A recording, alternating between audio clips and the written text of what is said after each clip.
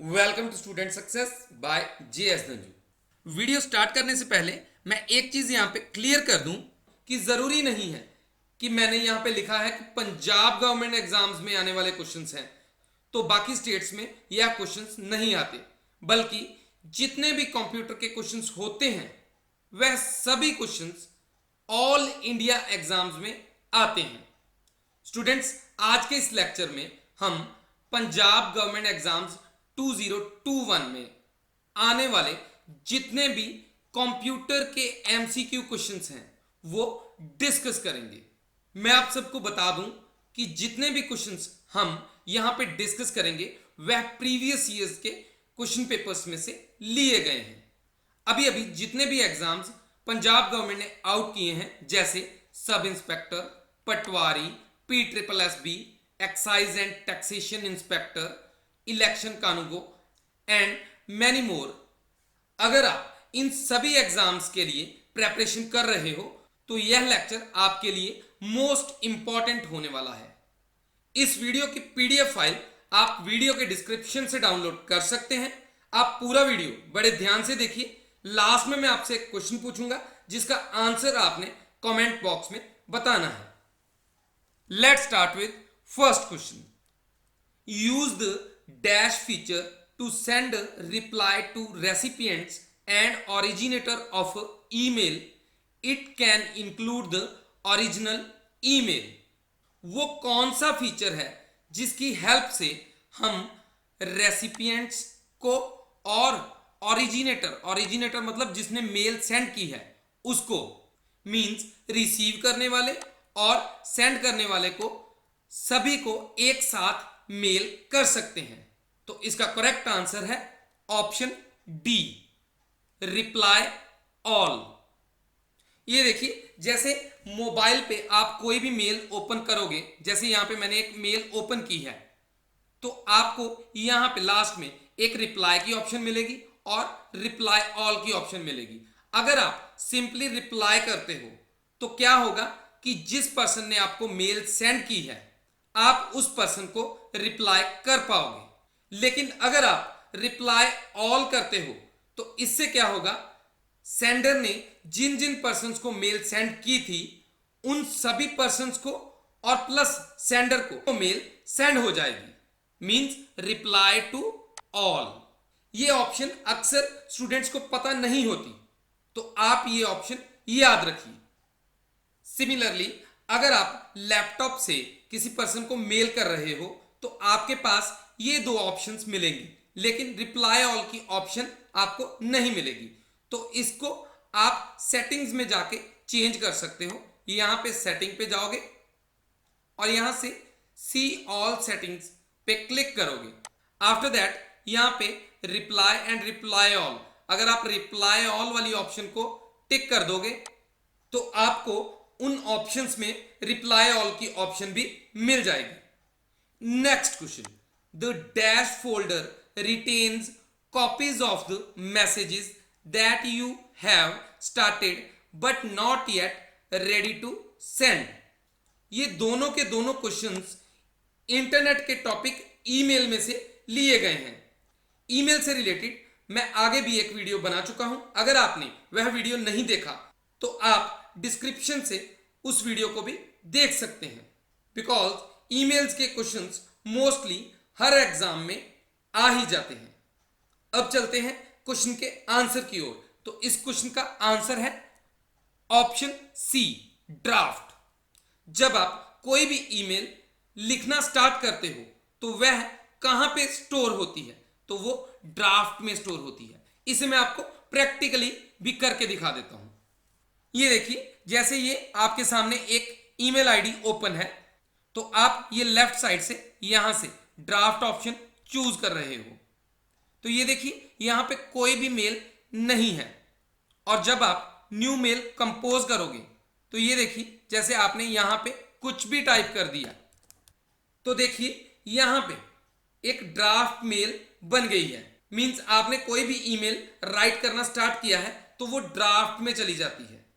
अब आप अगर यहां से इस मेल को कैंसिल भी कर देते हो तो तब भी वह मेल यहां पे ड्राफ्ट में आपके पास अवेलेबल रहेगी। आप जब चाहो कोई भी काम करने के बाद ड्राफ्ट पे जाके यहां से अगेन इस मेल को ओपन करोगे तो वो वैसे ही ओपन हो जाएगी। जो भी आपने राइट डाउन किया है वो आपके सामने नजर आएगा। आप सिंपली उसमें एडिशन करके जिस पर्सन को मेल सेंड करना चाहते हो आप कर सकते हो। Next question, spreadsheets are created in which of the following software. सबसे पहले स्प्रेडशीट्स क्या होती हैं? एक्सेल में हम जिस शीट में काम करते हैं उसे हम बोलते हैं स्प्रेडशीट। तो इस क्वेश्चन का करेक्ट आंसर क्या होगा? बिकॉज यहां पे एक्सेल वाली ऑप्शन अवेलेबल नहीं है। तो इस क्वेश्चन का आंसर है option B, LibreOffice Calc. अब लिब्रे ऑफिस की अगर हम बात करें तो जैसे एमएस ऑफिस हम विंडोज में यूज करते हैं, लिब्रे ऑफिस हम लिनक्स ऑपरेटिंग सिस्टम में यूज करते हैं। लिनक्स में हम ओपन ऑफिस भी यूज करते हैं। तो लिब्रे ऑफिस की कैल्क एप्लीकेशन किस लिए यूज होती है? स्प्रेडशीट्स बनाने के लिए। ये देखिए, ये है एक लिब्रे ऑफिस की स्प्रेडशीट। जैसे एमएस ऑफिस में हम स्प्रेडशीट को एक्सेल में ओपन करते हैं, वैसे ही लिब्रे ऑफिस में हम स्प्रेडशीट को लिब्रे ऑफिस कैल्क में ओपन करते हैं। लिब्रे ऑफिस एप्लीकेशन में अगर हम स्लाइड्स बनाना चाहते हैं तो हम क्या यूज करेंगे? Libre office Impress. जैसे एमएस ऑफिस में हम पावर पॉइंट यूज करते हैं, जैसे एमएस ऑफिस में हम एमएस वर्ड यूज करते हैं, सिमिलरली लिब्रे ऑफिस में हम राइटर यूज करते हैं कोई भी लेटर या डॉक्यूमेंट टाइप करने के लिए। तो लिब्रे ऑफिस की ये तीनों एप्लीकेशंस आपको पता होनी चाहिए। Next question, which of the following is defined by handout master. ये क्वेश्चन पावर पॉइंट में से लिया गया है। तो पावर पॉइंट में हम हैंडआउट मास्टर क्यों यूज करते हैं? इसका करेक्ट आंसर है option A, layout of handout बनाने के लिए। ये देखिए, जैसे ये आपके सामने पावर पॉइंट की एप्लीकेशन है, आप यहां से व्यू टैब पे जाओगे और यहां से आपको हैंडआउट मास्टर वाली ऑप्शन मिल जाएगी। तो यहां से आप हैंडआउट मास्टर पे क्लिक करके जितनी स्लाइड्स आप एक पेज पे चाहते हो आप उतनी स्लाइड्स रख सकते हो। और अगर आप यहां से चेंज करना चाहते हो, पर पेज स्लाइड्स जितनी भी आप चाहो उतनी आप रख सकते हो। ये मोस्टली हम नोट्स के लिए या प्रेजेंटेशन के टाइम पे प्रेजेंटेशन देते वक्त अपने पास रखते हैं। नेक्स्ट क्वेश्चन की ओर बढ़ने से पहले मैं आप सबको एक बात बोलना चाहूंगा जो मैं अपने हर लेक्चर में बताता हूं कि स्टूडेंट्स, कभी भी आपने आज का काम कल पे नहीं डालना है। जो इंसान आज का काम कल पे डालता है वह लाइफ में कभी ग्रो नहीं कर सकता। अगर आपने यह डिसाइड किया है कि मैंने आज यह टॉपिक कंप्लीट करने के बाद ही सोने जाना है, तो आप उन टॉपिक्स को कवर करने के बाद ही सोने जाओ। इससे आपकी लाइफ में बहुत बड़ा चेंज आएगा और स्टेप बाय स्टेप आप सक्सेस की ओर बढ़ते चले जाओगे। तभी तो कहते हैं मंजिल उन्हीं को मिलती है जो निरंतर चलते हैं, because consistency is the key to success. Next question, who is the father of computer science. Computer science के फादर किसे कहा जाता है? ये बहुत ही इंपॉर्टेंट क्वेश्चन है जो कि काफी बार एग्जाम्स में रिपीट होता है। तो इसका करेक्ट आंसर है ऑप्शन ए, एलन ट्यूरिंग। अगर यहां पे फादर ऑफ मॉडर्न कंप्यूटर लिखा हो तब भी आंसर यही रहेगा। एलन ट्यूरिंग के बारे में मैं थोड़ा सा और बता देता हूं। एलन ट्यूरिंग का फुल नेम था एलन मैथिसन ट्यूरिंग। एलन ट्यूरिंग के ऊपर एक मूवी भी बनी हुई है जिसका नाम है द इमिटेशन गेम। इसमें प्रॉपरली बताया गया है कि एलन ट्यूरिंग को father of modern computer science क्यों बोला जाता है। अब चलते हैं नेक्स्ट क्वेश्चन की ओर। Who is the father of computer. Mostly students इस एंड इस क्वेश्चन में कंफ्यूज हो जाते हैं। तो एक्चुअल में क्या है, जब क्वेश्चन आए who is the father of modern computer science या फिर who is the father of modern computer, तो आंसर होगा एलन ट्यूरिंग। लेकिन जब सिंपली लिखा हो who is the father of computer, तो इसका करेक्ट आंसर होगा ऑप्शन ए, चार्ल्स बेबेज। अब आप इन दोनों क्वेश्चंस में डिफरेंस तो समझ गए होंगे, तो इन दोनों क्वेश्चंस को आपने ध्यान से रीड करके आंसर देना है। अच्छा, चार्ल्स बेबेज के बारे में हम थोड़ा सा और जान लेते हैं। चार्ल्स बेबेज ने 1837 में एनालिटिकल इंजन डिजाइन किया था, जो कि आजकल के कंप्यूटर्स में एज अ मॉडल यूज किया जाता है। तो चार्ल्स बेबेज को फादर ऑफ कंप्यूटर क्यों बोला जाता है? तो चार्ल्स बेबेज को फादर ऑफ कंप्यूटर इसलिए बोला जाता है क्योंकि वह फर्स्ट पर्सन थे जिन्होंने कंप्यूटर्स का आइडिया दिया था, तो इसलिए चार्ल्स बेबेज को फादर ऑफ कंप्यूटर बोला जाता है। चार्ल्स बेबेज ने एक और इन्वेंशन की थी और वह थी difference engine. First generation computers used dash for circuitry and dash for memory. तो फर्स्ट जनरेशन के जो कंप्यूटर्स थे उनमें सर्किट्स में क्या यूज होता था और मेमोरी में क्या यूज होता था, तो इसका करेक्ट आंसर है ऑप्शन सी। वैक्यूम ट्यूब्स को सर्किट्स में यूज किया जाता था और स्टोरेज के लिए मैग्नेटिक ड्रम को यूज किया जाता था। तो यह क्वेश्चन बहुत ही इंपॉर्टेंट है। अच्छा, इसके साथ में एक चीज और बता देता हूं कि ट्रांजिस्टर्स को किस जनरेशन में यूज किया जाता था। तो सेकंड जनरेशन में ट्रांजिस्टर्स को यूज किया गया था। आफ्टर दैट थर्ड जनरेशन में क्या यूज हुआ था? तो थर्ड जनरेशन में आईसीज यूज किए गए थे। आईसी की फुल फॉर्म होती है इंटीग्रेटेड सर्किट्स।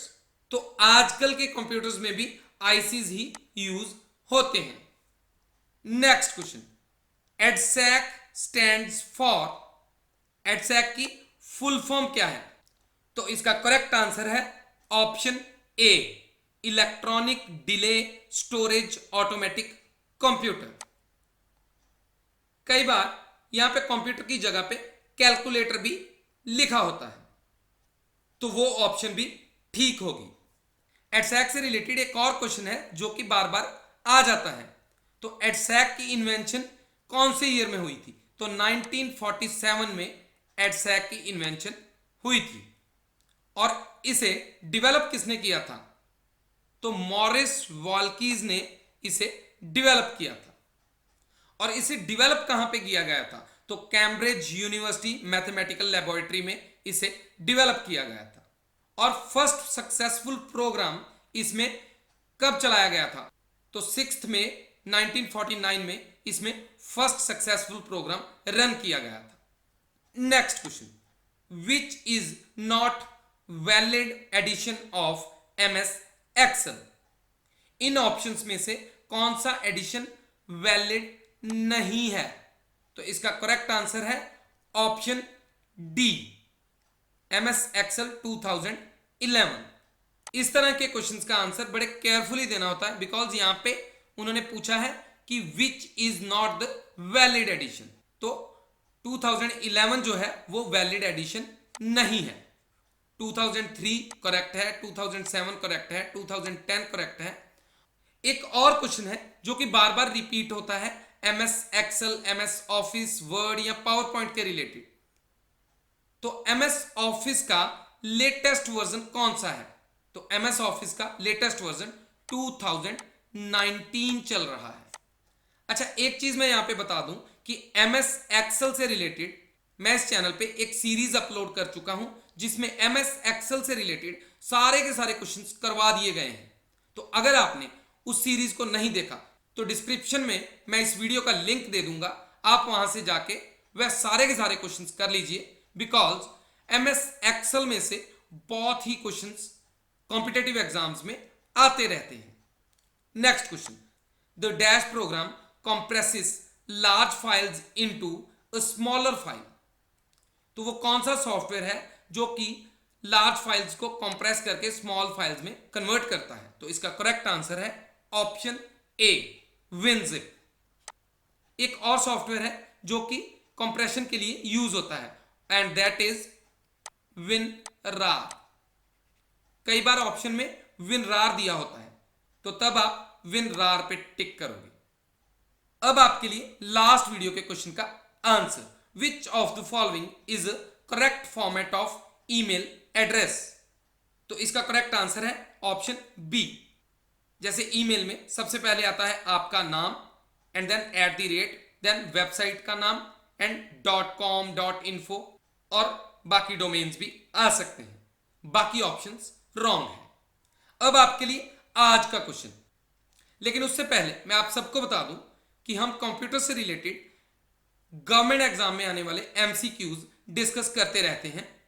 अगर आपने प्रीवियस वीडियोस को नहीं देखा तो राइट कॉर्नर में यहां पे आपको एक आई बटन आएगा, आप उस पर क्लिक करके बाकी वीडियोस को भी देख सकते हो। मैं इस चैनल पे MS Word, MS PowerPoint, MS Excel, internet and और भी बहुत सारे टॉपिक्स पे वीडियोस बना चुका हूं। आप उन वीडियोस को एक बार जरूर देख लीजिए, बिकॉज कॉम्पिटिटिव एग्जाम्स में उन्हीं क्वेश्चंस में से आपको क्वेश्चंस आएंगे। अब question, collection of documents stored on a computer which is permanently connected with internet around the world is called. तो इस क्वेश्चन का आंसर आपने इन ऑप्शंस में से सिलेक्ट करके कमेंट बॉक्स में बताना है। अगर आपको इस वीडियो से कुछ सीखने को मिलता है तो आप इस चैनल को सब्सक्राइब करो, वीडियो को लाइक, कमेंट एंड शेयर करना ना भूलो। Thank you for watching.